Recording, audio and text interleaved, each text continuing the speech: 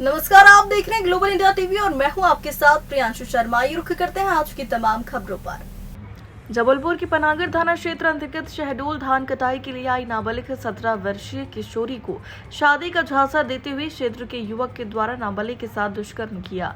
वहीं नाबालिग किशोरी गर्भवती हो गई तो युवक ने उसे भगा दिया।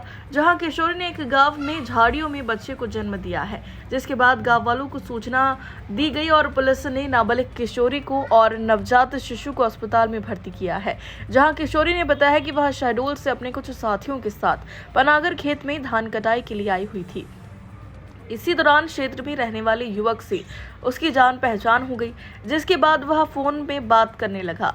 वही काम खत्म होने के बाद वह शहडोल वापस चली गई और उस वक्त युवक के द्वारा अपने प्रेम जाल में फंसाते हुए उसे फोन कर पनागर बुलाया गया।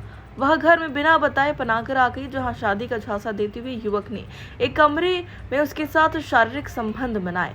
वही वह वापस चले गई, जिसके बाद उसने उसे 4 से 5 बार पनागर बुलाया और संबंध बनाए।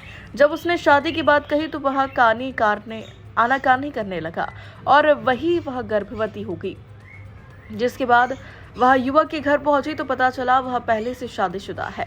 वही उसने उसे घर से भगा दिया। शर्म के मारे वह गांव चले जाने की जगह स्टेशन पर रहने लगी। जब उसे तकलीफ बढ़ने लगी तो वह बस में बैठकर गांव के लिए निकली, लेकिन दर्द की वजह से वह किसी गांव में रास्ते में उतर गई और झाड़ियों में शिशु को जन्म दिया। वही गाँव वालों ने देखा तो पुलिस को बुलाया, जिसके बाद उसे अस्पताल में भर्ती किया है।